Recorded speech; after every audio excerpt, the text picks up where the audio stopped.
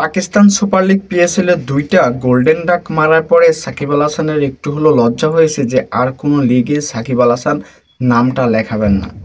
কিন্তু global super লিগে সাকিব আল হাসান নাম না দিলেও তাকে নিতে চাচ্ছি। সাকিব ব্র্যান্ডের ক্ষেত্রে এমন একটা প্লেয়ার হয়ে গেছেন যে তাকে নিতেই হবে, খেলাক আর না খেলাক তাকে নিতেই হবে।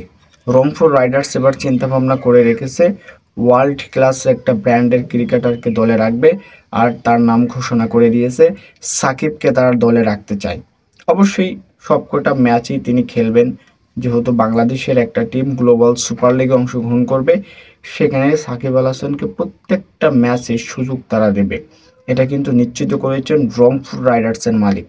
এখন দেখুন, এই যে গোল্ডেন ডাক মারা, এই যে অনেক সমালোচনা, ফেসবুকে পোস্ট দেওয়া যে সাকিব আল হাসান এই নেক্সট থেকে আর কোনো দলের সাথে জয়েন করতে পারছেন না, তাকে আর কেউ কিনবে না, সে আর চলবে না, এই যে না চলার ব্যাপারটা, হঠাৎ করে চলে যাওয়া, যে কোনো টিম তাকে নিয়ে নেওয়া, হঠাৎ করে পোস্ট দেওয়া, অন্য একটা official Facebook verified Facebook page থেকে হঠাৎ নাম আসলো যে সাকিব আল হাসানের বাংলাদেশের superstar Shakib Al Hasan is back, আমাদের দলের সাথে জয়েন করছে। এই যে প্রত্যেকটা মোমেন্টে সাকিব আল হাসানের যে নতুন নতুন খবর রচিত হয়, সেক্ষেত্রে কিন্তু অনেক দর্শককে অবাক করে ফেলেন।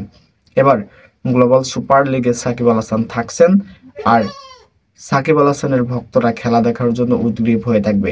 যদিও সাকিব আল হাসান খুব ভালো পারফর্ম করতে পারবেন কিনা জানি না, কিন্তু অন্ততপক্ষে এটা আপনারা বলতে পারবেন না যে সাকিব আল হাসানের ক্রিকেট ক্যারিয়ার শেষ। সবাই ভেবেছিল, হ্যাঁ সাকিবের লজ্জা হওয়া উচিত, সাকিব আর কোনো ক্রিকেট লিগে অংশগ্রহণ না করলে তার জন্য বেটার হবে, সে আর খেলা পারছে না, গোল্ডেন ডাক মারছে, বোলিং তার নিষিদ্ধ। অন্তত এই ধরনের কথাটা আর কেউ বলতে পারবে না, কেননা সে খেলতে না চাইলেও তাকে হোয়াটসঅ্যাপে ডাকে, হোয়াটসঅ্যাপে মানুষ তাকে কল দেয়, অন্য অন্য দলের ম্যানেজমেন্টরা, যে সাকিব তুমি আসো এখানে খেলো। আশা করি বুঝতে পারছেন।